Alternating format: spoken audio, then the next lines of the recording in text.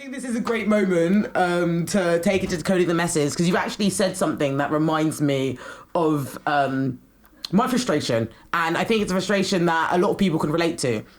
So, yeah, you said that we're recycling. It's like it's being recycled. Mm-hmm. And that is so true. And that's sort of this idea of old age news, because discrimination happens, but we are not the only ones to have faced discrimination. We can find confirmation in talking to each other, so we because our shared experience confirms the story, but also we can read about it. Mm-hmm. Like, I can read about something that happened to someone like me. Maybe they were treated harshly because of the historical context that we're placed in, but they have also experienced the same things. But I can go read that. And that's happened. That's old. That's literally news that is old. Mm-hmm. However, now I know this news, and now people from generation and generation are repeating this news. And now you're shocked when I'm frustrated or tired. If I had to say things say the same thing 10 times, mm-hmm. but not just 10 times, because we've literally been saying it since fucking slavery. Yeah. Yeah. And then you get people being shocked. Like, I always say how I'm not the first black person to talk about race. You're not the first white person to learn about race. So why is your sensitivity higher than learning about this thing? Get out your feelings. Get out your feelings. Get out your feelings, because you don't want to be in my feelings. But I think that also No. it relates back to accountability as well. Taking accountability means you can no longer be ignorant, and people would rather not know and not have to deal with that stuff, because it's like a lifetime of work. Yeah. Do you know what I mean? That is true. That is a lifetime work, but then also, the lady. If you don't want to be racist, then do the work. Exactly, you have to. And that's the thing. I think when I was thinking about Kelechi's IGTV, and thinking about my own experiences of racism, mm-hmm. there's this idea that's projected onto the black community of being overly forgiving for things that we are dealt with. Mm-hmm. At the end of the day, number one, we didn't make race up, so it's not our problem to fix. But number two, it's the fact that why is it that your empathy is extended mm-hmm. to others and not me, and therefore you think I need to be more forgiving? You think I need to compensate for the fact that you don't see me? Mm-hmm. Because you could stand up for me, but you're choosing not to. Yeah. You could see from my perspective, but it's a choice at the end of the day. And I think that sort of shapes differently as you grow up, you know?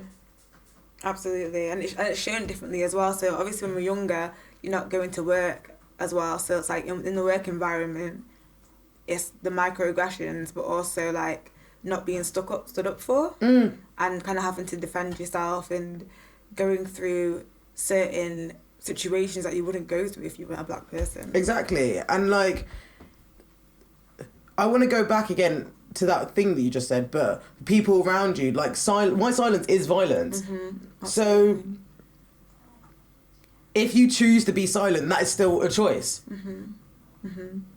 But let me take it back to Kelechi, because I just love her so much. No, I'm joking, I'm obsessed. But I found it really interesting, because I think one of the reasons why I like her the most as people online mm-hmm. and whatnot is because she's so raw and honest. Mm-hmm.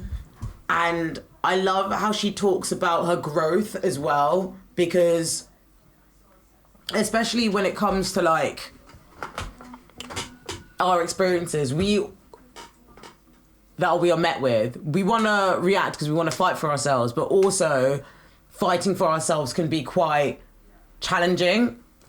And I love how she just always says constantly, I'm a baby girl. Do not put your projections onto me, because that suggests that I'm still subservient for you. I actually got something that she posted online today. I'm just going to see if I can find it. Oh yeah, here it is. So she quoted the Instagram video, right? And then she made this post, and it said, "To say I'm overwhelmed is an understatement. I'm someone who rarely shows it. If someone if something has gotten to me. It's only those closest to me and my therapist who truly know what I think about certain things.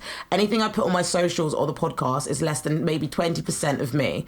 That being said, right before I posted the Chat Shit Get Banged video, I had a therapy session where I said, I've got this video I made after my run and I don't know if I should post it because it will be like, here we go again with the angry black woman shit. My therapist asked me if what was in that video is true to who I am. So my therapist asked me if what was in that video is true to who I am. I said yes. And she said, well, why censor yourself?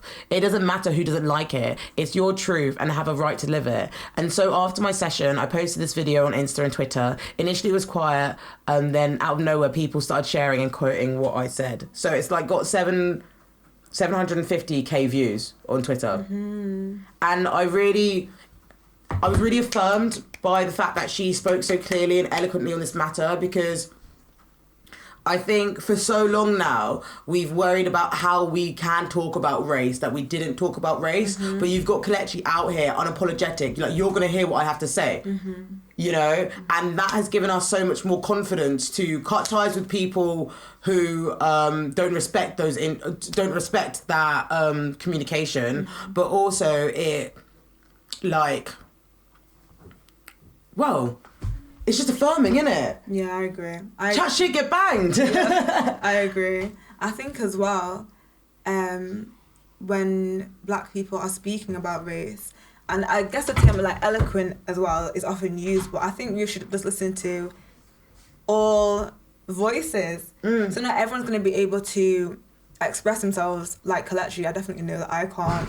But like, I think the fact that, you know, she did it so well and made it more palatable for people to listen to in terms of like, do you know what I mean? It's accessible. It's accessible. It's accessible. And everyone can relate who's like, yeah. Exactly, but that's why I love her as well, because it's like, I think sometimes we get intimidated by environments or language, so it sort of distances ourselves from, like, I don't know if it's communicating, but like sort of putting ourselves forward, you know? And I think like, I'm trying to like get the words to explain this.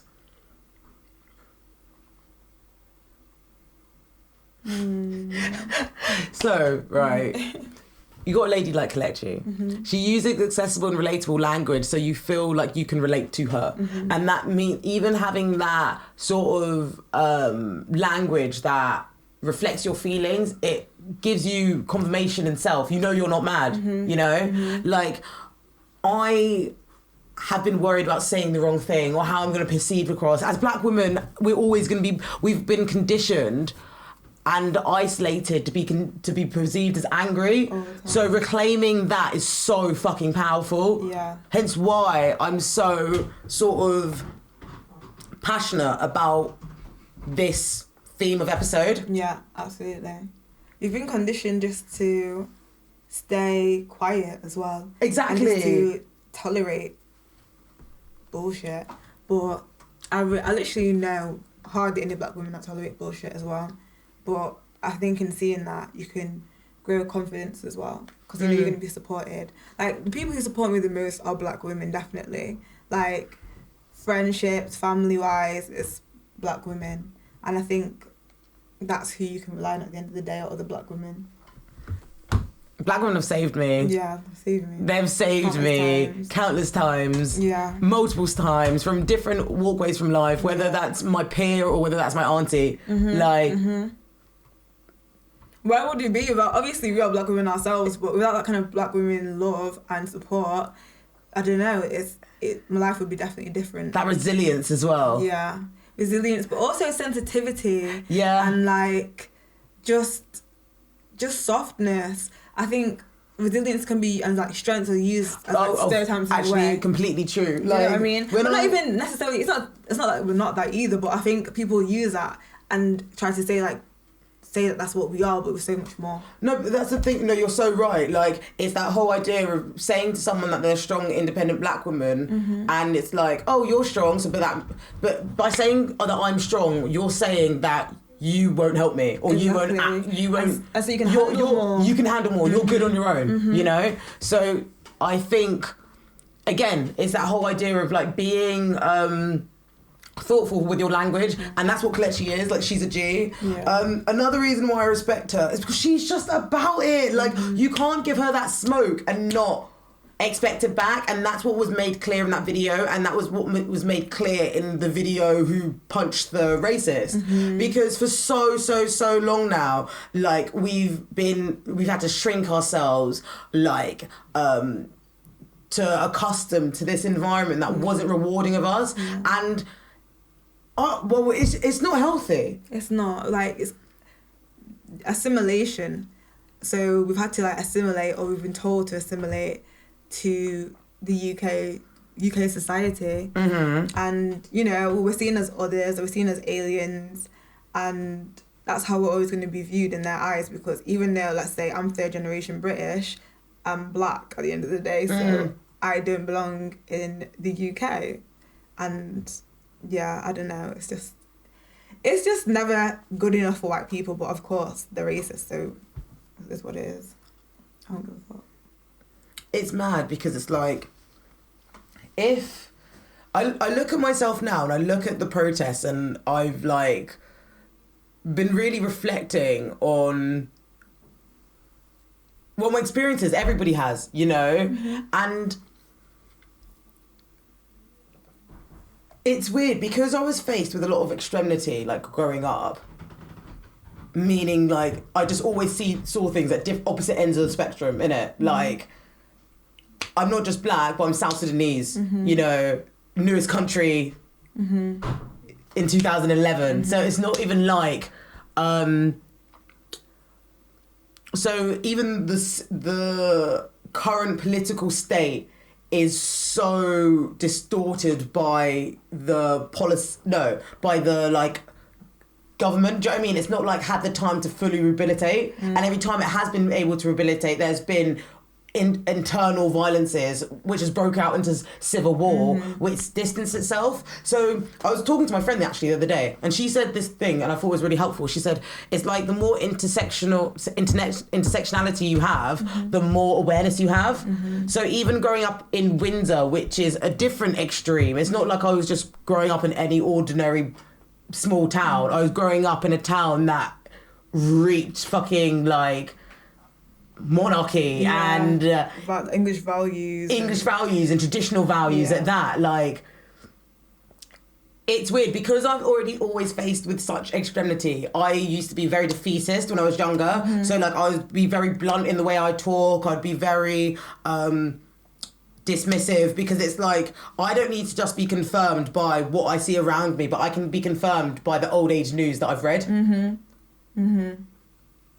So it made me very defensive and protective as I was, like, growing up. Yeah, I was similar. What was, like...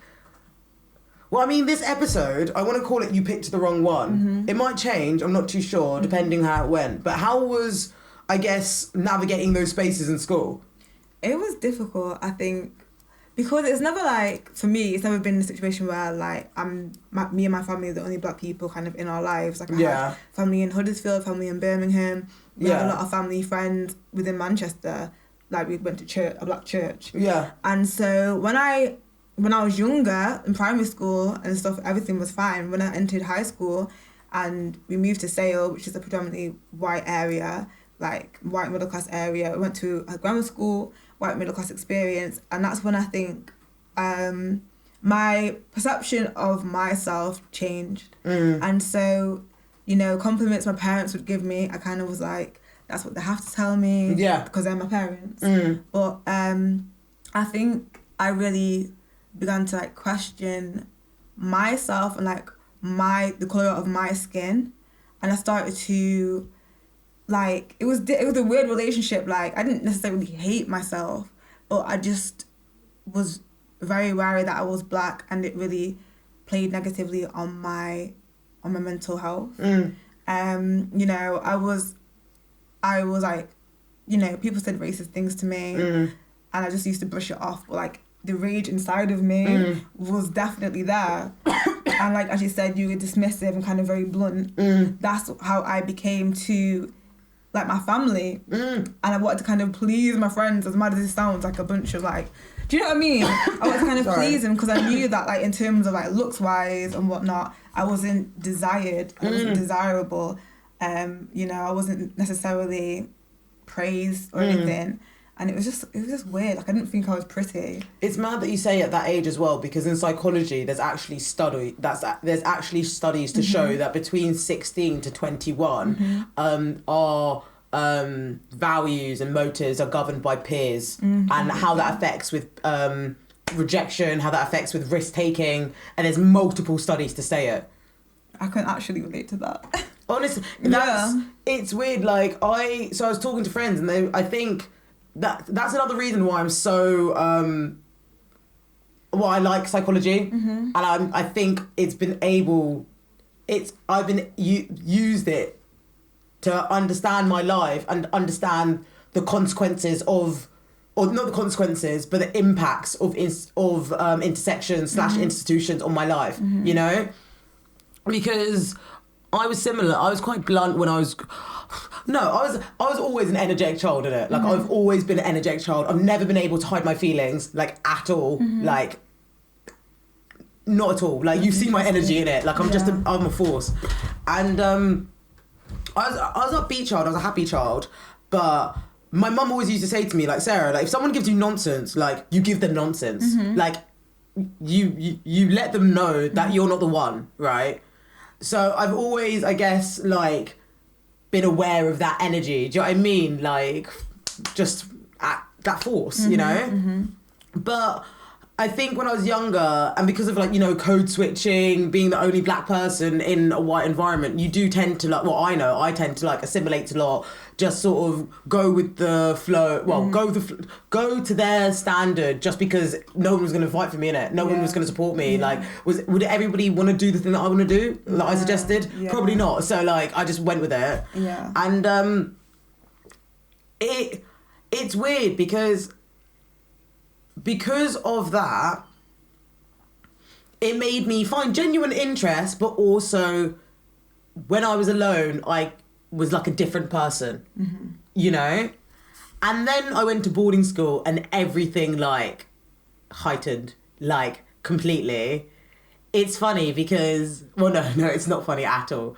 But because of that experience being so, like, traumatic and so like, you couldn't escape, innit? Like, I was in school every day, like, people had to get it, or it was kill or be killed in boarding school. Do you know what I mean? So my behaviour changed, and I think that's one thing that I want to learn or discover and explore in this podcast, but in myself, is this difference between anger and rage, and using discernment to help you stand up for yourself, but also show love to yourself by doing it. Because one thing that was evident in the video and was evident in our conversation is the fact that we still want to appeal to whiteness in, like, conforming or adapting our behaviour, even though we've done by. It's like, oh, that person just punched me in the face. Oh no, they didn't mean it. It wasn't their intention. Let them, you know, they didn't mean it. It's fine. But you've been doing it for so long to multiple people around the fucking world. And it's like they kind of just don't want us to react, but they want us to sit there and take it. And I think as well, like, during my teenage years, probably with yours too, there are things that you just let slide. But when we begin to grow and educate ourselves, like, I had to just begin to educate myself, because I was like, I need to make sense of what the fuck is going on. Exactly. Like, especially as black women, like, we always tend to educate ourselves without asking questions. I just literally went on Twitter, started researching, and, like, got books and started just reading, because I needed to understand, like, why was life like this for me? Obviously my parents helped me, but I still, like, I just like to find out stuff myself. Of course. I feel like... You need that inner clarity. Exactly. I've got my point. But... Don't worry, I'll come back to you. It'll come back to me. I'll come back to you. But yeah. One thing you said, actually... Oh, wait, no, have I lost your point? Oh, damn! Point. I was, like, thinking about a lot, and I'm like... Okay, so I've decided in the Decoding the Messes, I want to also write out tell you guys the definition of white fragility. I mean, I know you know it, but like for listeners who may not know, you know. So, white definition. sorry, I was reading on Google. So, white fragility definition. Okay. It says here, discomfort and defensiveness on a part of a white person when confronted by information about racial inequality and racial injustice. Okay, right. So, I thought I'd just give you the definition for anybody who may not be aware of the word. But white fragility is something that will resurface in education, racial education. That's inevitable, right? But it's how you use your white fragility or how your fragility manifests that I have a problem with, right? Personally for me, I don't know, but like I find white fragility very triggering because it's like, again, I'm not the first black person to talk about race. You're not the first white person to learn about race. So why is your sensitivity heightened in this conversation? Because you could see it as a conversation. You know, you could see it as restorative justice. You could see it as an opportunity to be a teachable moment. But you met me with tears. You met me with, oh, no, but I didn't mean it like that. No. And personally, like, it's something that's triggered me, but because I know I find it quite triggering, I need to learn, or I need to, well, just deal with that in my own private home. Do you know what I mean? Deal with that on my own time. I wouldn't project that feeling onto others because it's not my fucking responsibility. Yet, it's afforded to black people because of this, because of the whole idea of like talking to white people about race, but white people not realising that they're not the first white person to learn about race. It even frustrates me more. So it's quite like a triggering concept because it still dismisses an involvement to a wider picture, you know? It suggests that you are more, your sensitivity, your identity, yourself is more powerful, is more stronger, is more elevated than this white group that I'm talking about.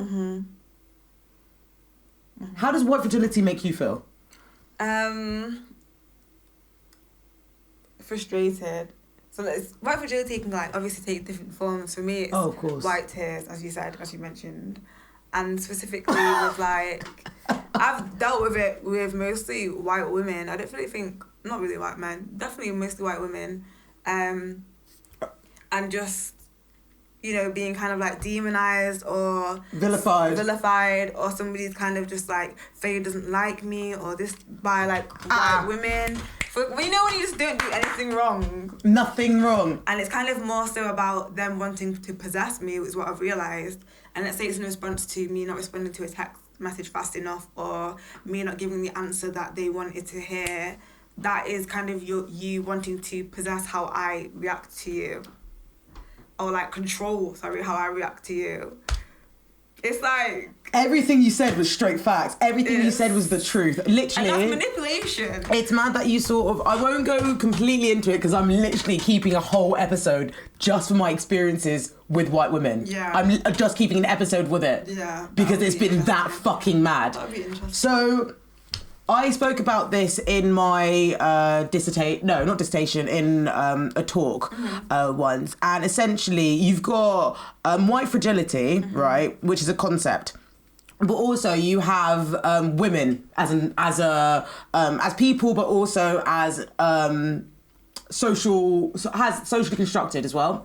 So you have a white woman who is possessing angelic qualities. So they might be the angel in the house, which is linked to Victorian period, where they're like nurturing and sort of softer and like sort of domesticated and etc. And that's sort of like a economic sort of position that they are in, or like a cultural position they're in. However, because they resemble more delicate and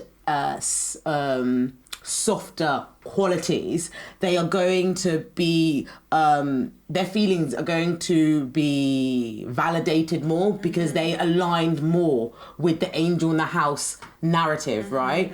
You have someone who looks like me, who is the complete opposite to a black woman, so immediately I am now seen as a conflict.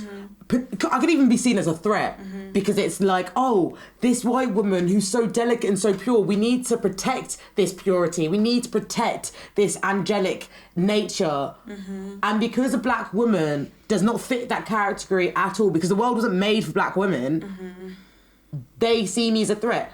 Honestly, as soon as a white woman says, oh, Sarah doesn't like me, I know where the situation's going.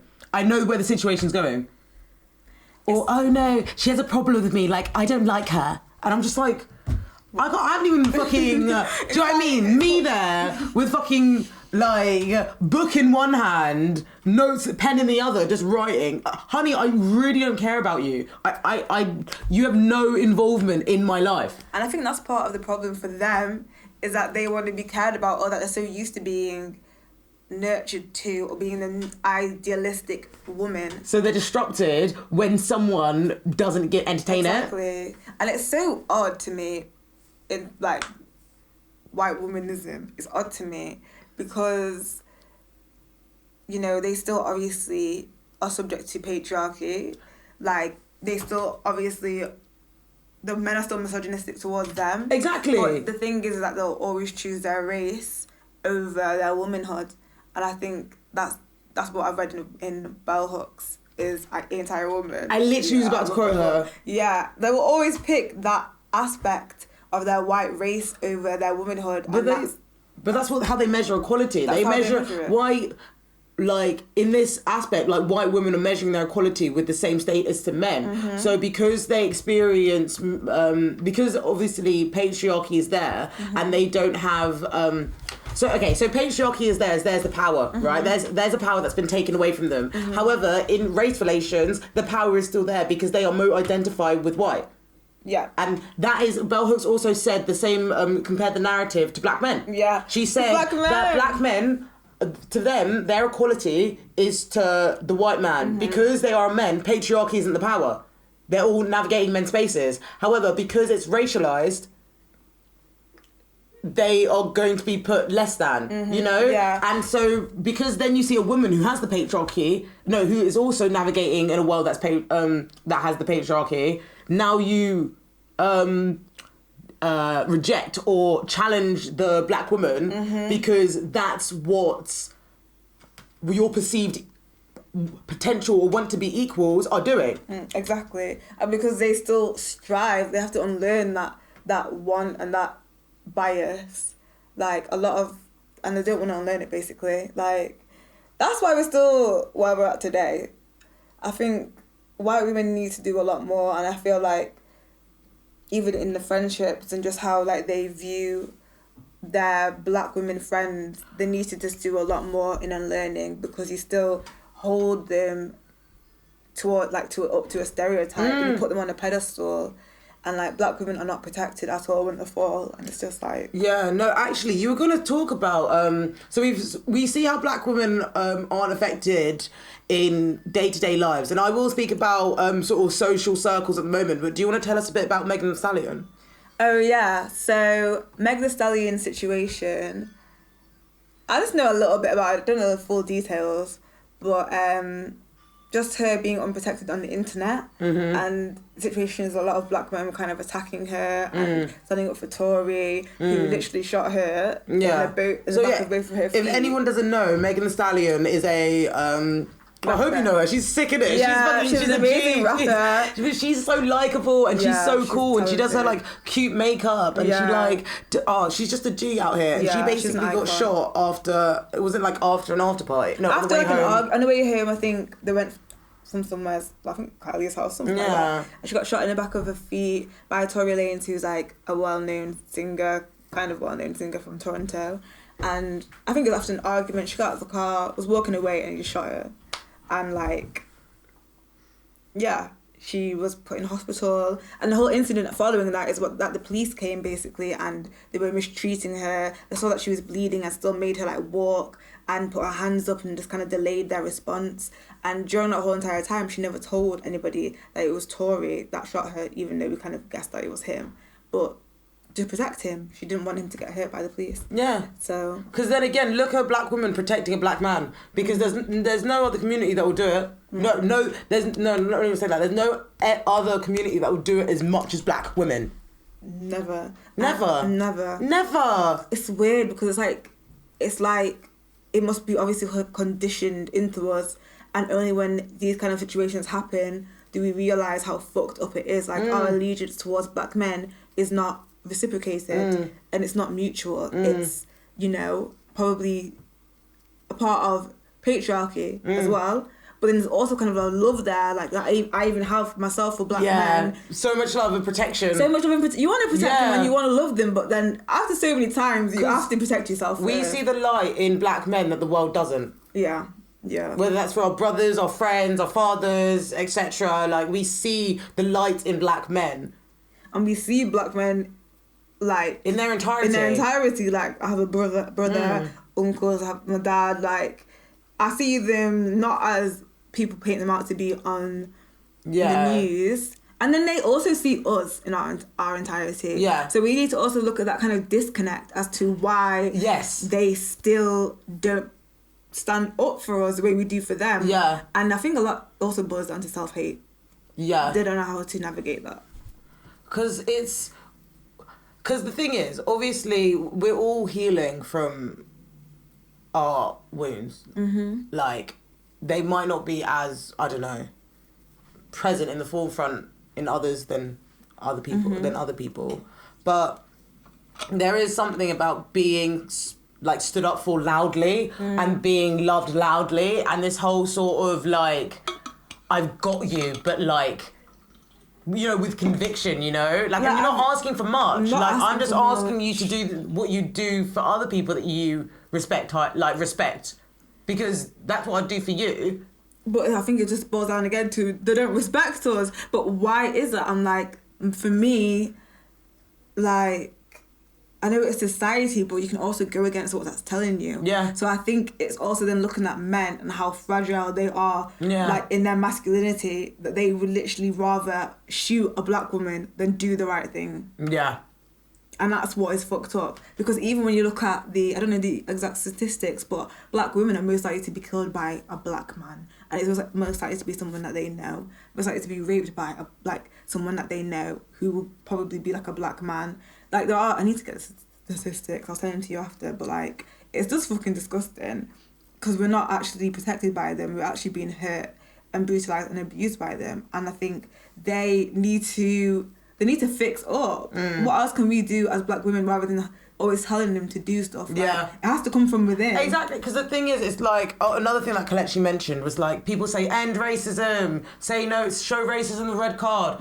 Okay, but who's this red card to? Like, what is the action after that? So end racism, okay, what policies and what actions have we made to end it? Nothing major. And I little think things here and there, petitions. And do you know one thing that I find frustrating as well? It's this whole idea of emotional labour. Yeah. As well. To be fair, I think when you look at racial education and again look at the old age news, you see how emotional labour sort of feeds into the dynamic. Just because if I'm repeating an action all the time, right, and that action used to benefit me, let's say I'm a black woman in the 80s and fucking jobs are like, my jobs opportunity is going to be more limited than it is in the 2020s, So let's say even that. I might adapt, code switch my behaviour because it is the most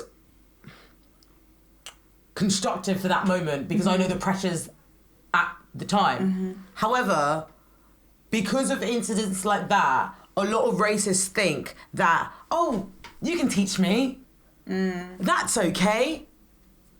No. They want to be I'm taught. not your meal. No. Not at all. Not at all. No. They want to be taught, and then when you actually say no to that, they then will call you out of your name. They'll say, you just want to, like, you don't want to help me out, you don't want to uplift me, you just want to bring me down. I think, again, relating back to black women, that's what people always expect us to do, to educate people.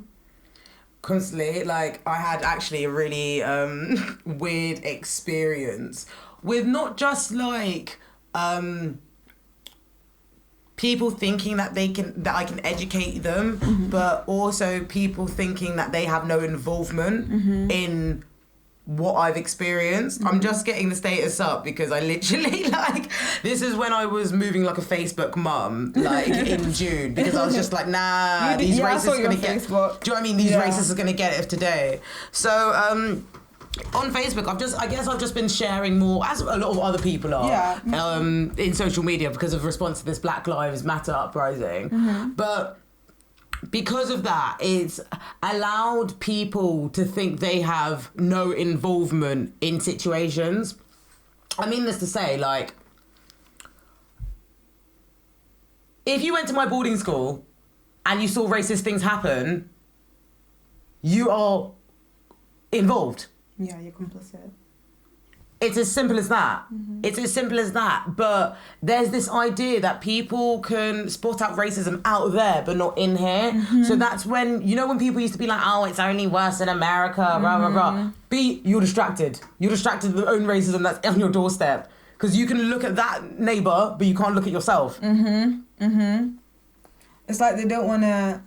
Again, accountability. People would rather not have to question themselves. You're so built up in your own ego and your own sense of self that you're like, I could not possibly be racist. Exactly. Whilst actually being racist. People are that deluded. Like, why it's so difficult to talk to certain white people about it because they'll always come up with an excuse like, oh, I didn't mean it like that. But do you know what's the funniest thing? It's like, don't you think I've heard that excuse before? Many times. Do you know what I mean? Like, it's so funny because it's like when racists try and defend themselves to you, they are tiptoeing on language that has already been said because guess what? I'm not the first black person to experience racism. It's when people say, I don't see colour. Okay, so let me tell you 1, 2, 3 and why that's wrong. And it's embarrassing because it's like, you don't need, you can Google that. You type in, I don't see colour on Google, see the responses.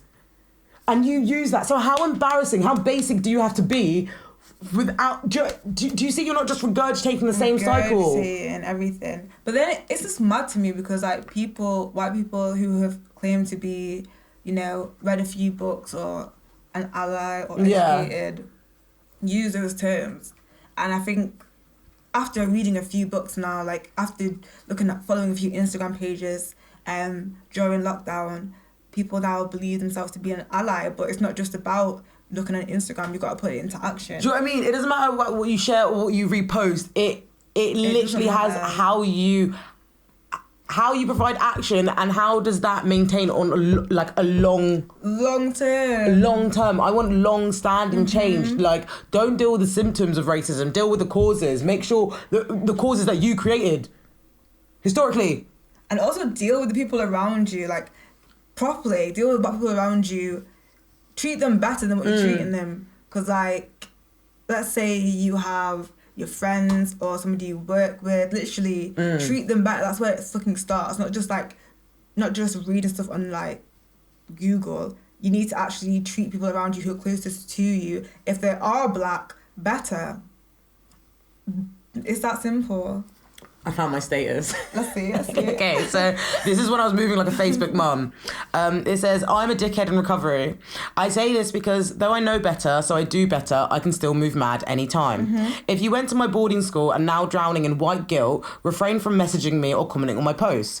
Yes, I want change and want others to learn from the resources I shared, but I'm also not going to clap for a fish swimming.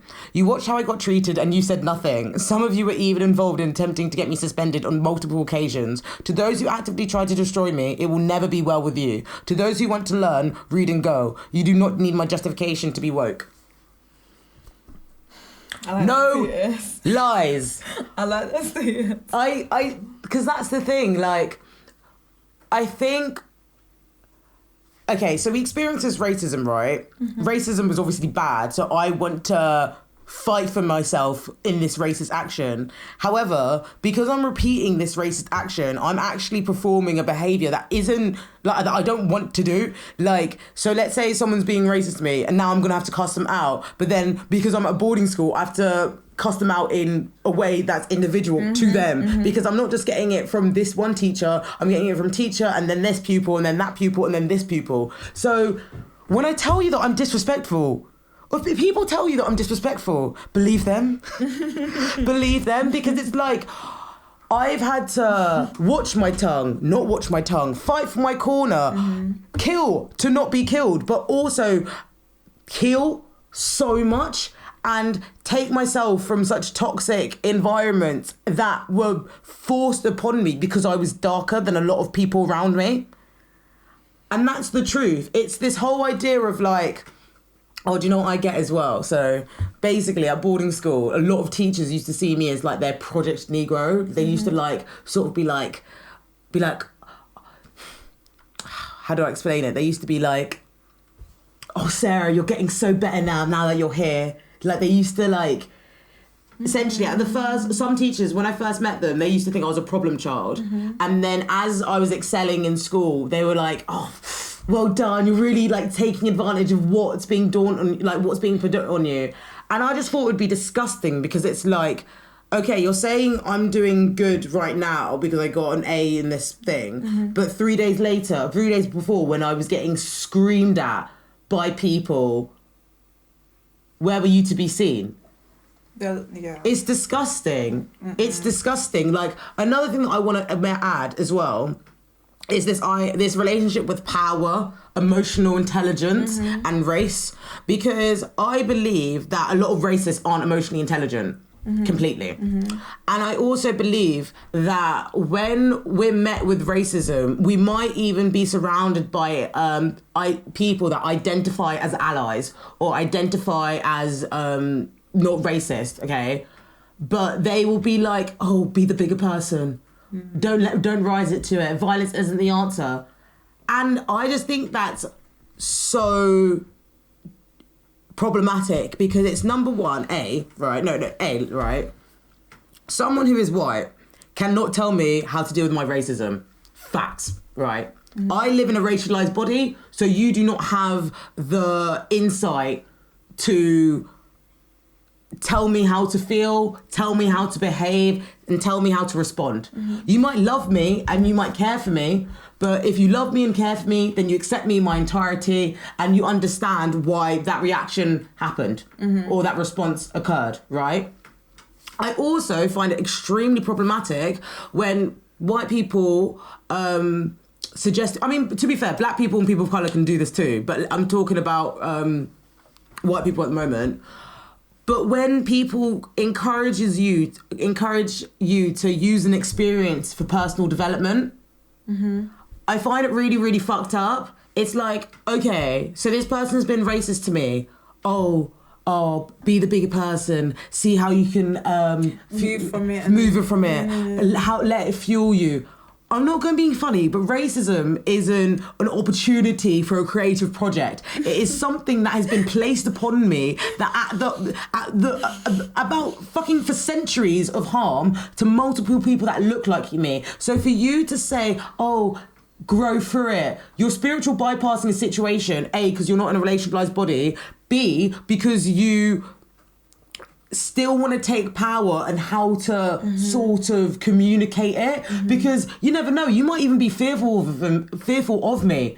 Do you know what I mean? You might be even fearful of me, hence why you want to control, you want to police how I'm responding. Don't get me wrong, I'm not out here saying like move mad to every person on the street. Do you have time? No. But you cannot be shocked if I meet you with madness. You need to either respect the madness or leave.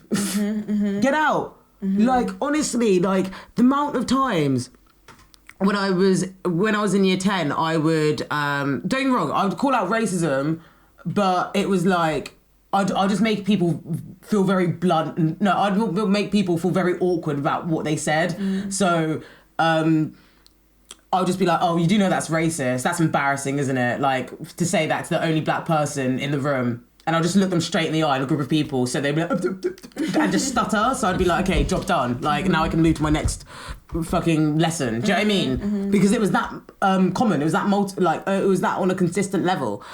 But then in year 11, I did not have time. I had my own shit to deal with. Like, again, we're in a sensitive period where we've got, because we're at an impressionable age, we're sensitive to the things that we're receiving. So if we're all going through our internal lives, whether it's puberty or fucking, I don't know why, the Northern just jumped out at me. What the fuck was that?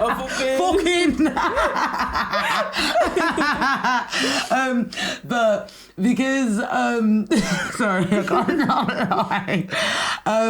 Where was I? What was I saying? You're basically saying... Why is my mind just going so blank? It's so funny. It's because you're in the fucking... Yeah. Sounds like me. Because I was in an environment which was harsh consistently. Yeah. I had to meet them with the harshness to get them to go away, and it's frustrating because it's like, in that aspect, it was like a self-fulfilling prophecy, because it was like, oh, they see this black girl as aggressive, and then by year 11 I was aggressive, because it was like, oh, if you think I'm aggressive, let me show you the aggression so I can show you to step away. However, I'm still repeating a behaviour that isn't aligning with my best good, because don't get me wrong, the person still needed to be cussed out, but equally so, I need to deal with the feelings of frustration, the headache, the body tension, all of that on my own. So there needs to be a level of discernment there where I choose not to absorb the feelings of the person who's projecting their toxic views onto me. And I think that's so hard to even conceptualize as a fucking 16-year-old. I was about to say, how can you think like that? As a teenager, as a child, you're not aware. No. You can choose your battles better. You're not aware that you react out of emotion. Like, humans are not rational. Yeah. We're gonna act out of emotion. We have to like teach ourselves what we want to like judge between, like discernment. We have to as we grow older, we pick and choose basically. Yeah. But yeah, I completely agree. And it's also a lot that we are the ones that have to pick and choose, whilst white people are able to just say whatever the fuck they want to say. Yeah. And then we have to be like, is it worth rising up to? Is it not? Do you know what I mean? They have the privilege as well of seeing as an isolated incident. They have the privilege of seeing, oh, this is just one experience that I had with a black girl. It might have not been personal because it was my experience, but honey, it was racial. I'm black. Like, she just happened to be black, but because they give you like a PSA before, they're kind of just like, oh yeah, by the way, I'm not trying to be racist, but can I ask you this question? And you're just like, you just literally like, if you have to say I'm not racist, but you, sir, are a racist, like, if you have to say I'm anything but, if I said right now I'm a homophobic but I'm homophobic, it does not matter. You cannot say those 3 words just to compensate for the derogatory thing that you're about to say. Like, it's fucking mad. Like, it's funny because honestly, like, I love how you say pick and choose your battles, because that is something that I really had to learn as I was growing up. Like, when I was 16, everything was a battle. Like, I know it was savage, honestly. Like, I was scatty. Like, I stopped calling people by their names. Like, it literally was like dumb bitch 1, 2, 3, 4, 5. Like, I didn't care anymore because all that pressure got to me. Because it wasn't okay, so I'm in a school that was intense. No, that I had to achieve, like, do you know what I mean? I'm in a school which you have to, like, fucking, you want to get good grades in school, innit? And then being black, navigating racist teachers, like, it got a lot. So everything was a battle. So when I came to uni, I was like, attitude, anger, it needs to be checked. It needs to be, because I know what that mouth can do. I know what that mouth can do. Yeah. So I need to take that back because I know better, so I do better. And I stand by it.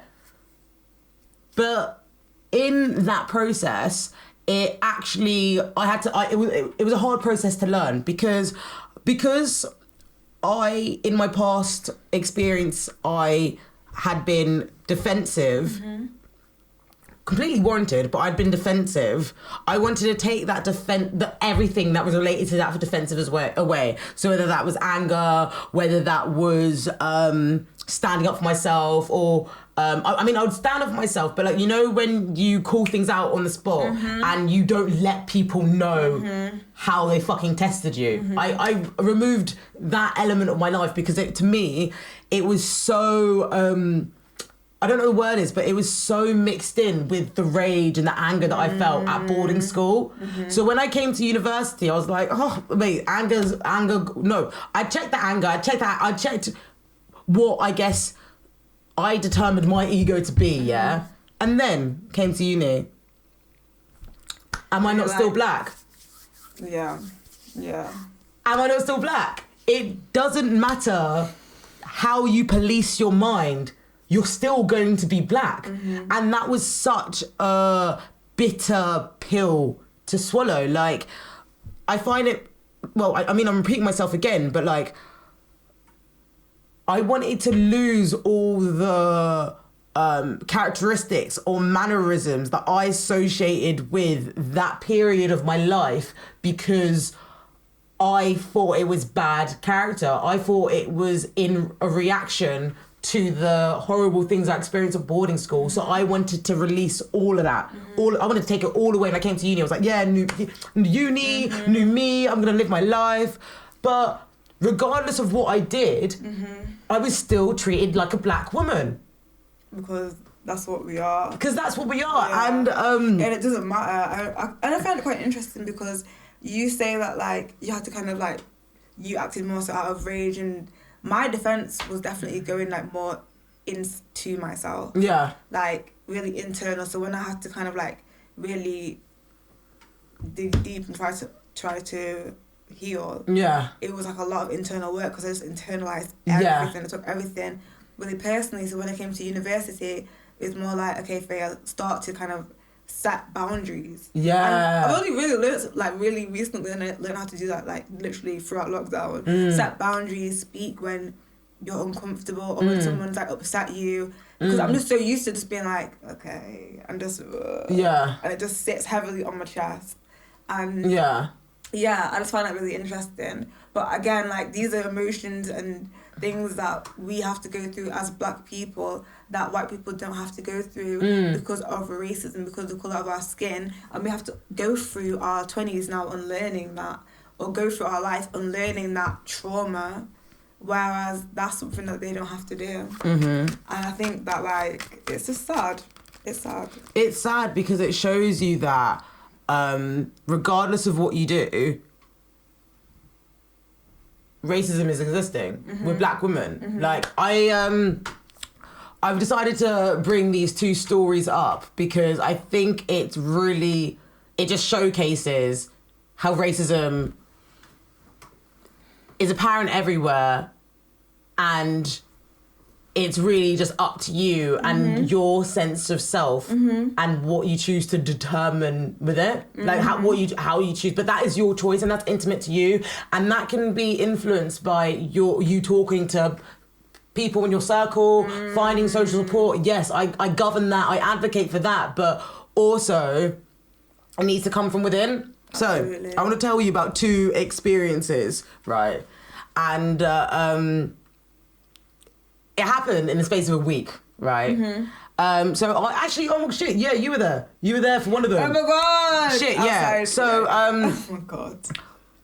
Listeners, think about what I said about not wanting to being very active in how I defended my racism compared to not in my later years because I wanted to grow. I wanted to change. I wanted to heal or heal in a, I guess, whitewashed way, right?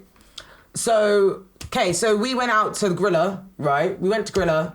To a black event at Grilla. We went to a black event at Grilla last January. Grilla is an event space in Manchester, and basically it was a group of us. It was like 7 of us, and I was in a part of.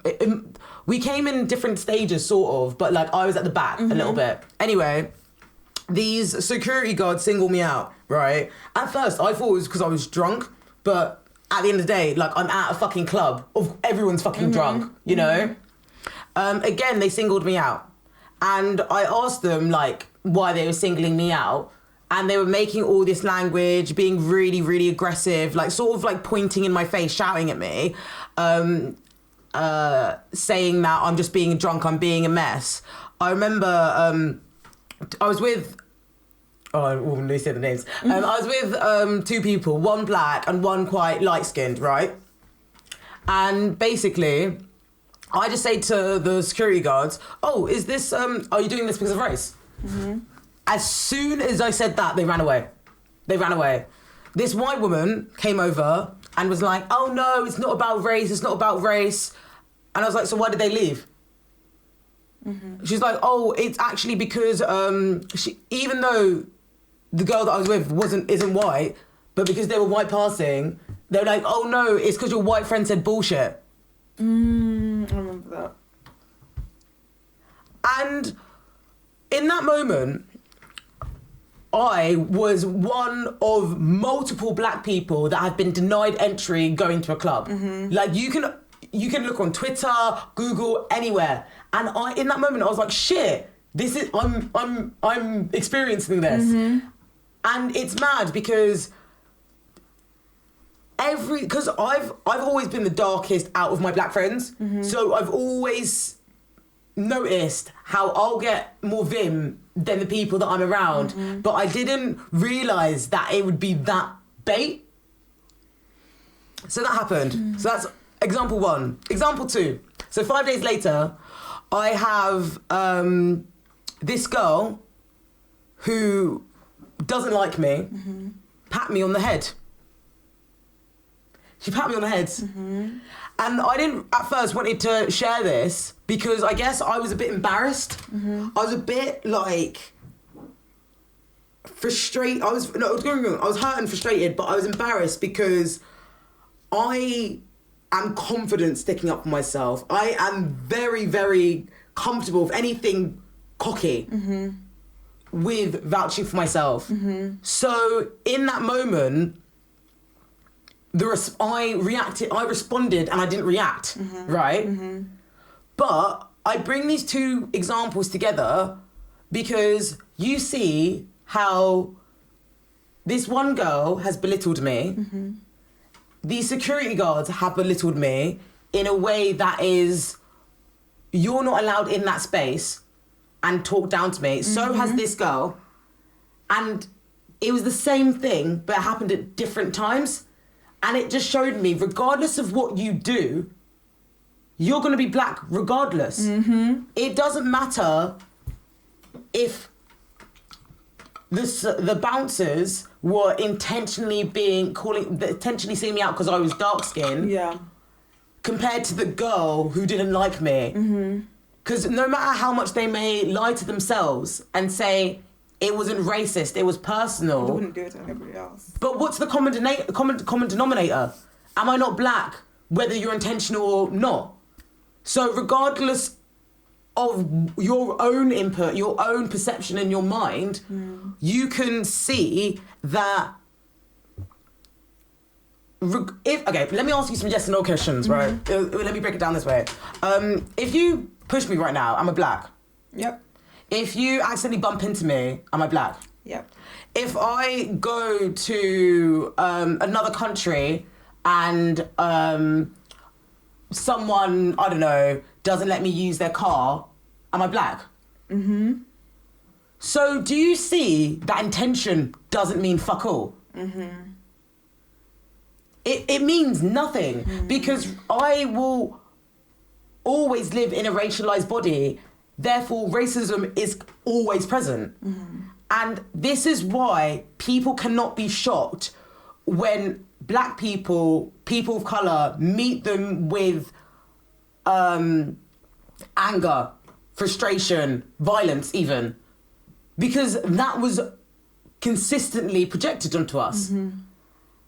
And this is not me saying that everyone should be out here moving mad, but this is me saying that, well, to my black folks, is using discernment because we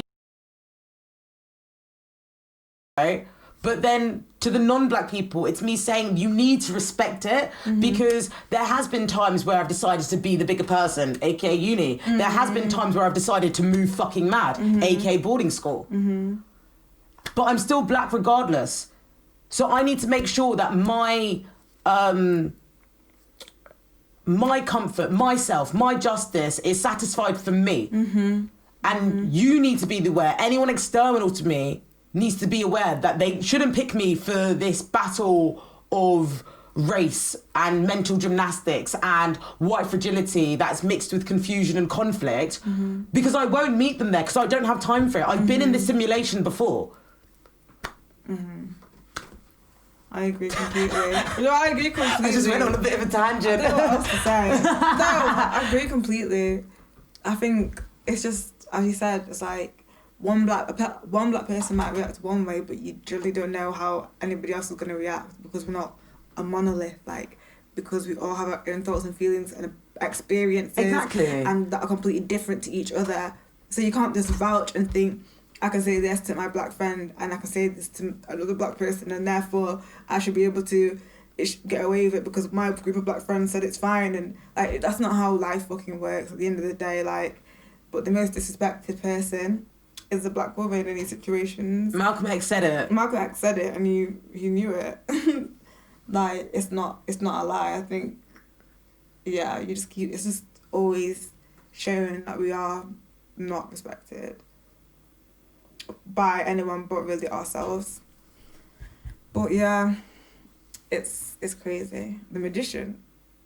I actually picked that card out because I was debating whether to talk about those experiences and I was like, I need a quick yes or no, and that card means yes. Ooh. So like I spoke about it. So lucky for you, DM listeners. That's it. I know, it's super cute. Excited for tarot? I'm ready, I'm excited. So, to finish on decoding the messes, if a black person tells you something is racist, it is racist. They live in a racialized body, therefore they can encounter racism whenever it occurs. Whether you intend for it to be racist or whether you don't intend it to be racist, they still live in a racialized body. So guess what? It is racist. And they don't have the privilege of being ambiguous. They don't have the privilege of switching it on and off. They don't have the privilege of having that form of their identity concealable because the skin is apparent when you first see someone. So that is my little message on racialized bodies. Thank you, guys. No, I appreciate that because it's something that I feel really motivated by because at the end of the day, I'm out here, doing a wellbeing podcast. I love personal development. I want to grow. But when people suggest that my racism can fuel that growth, especially when it's suggested by a white person, no. You picked the wrong one to talk to.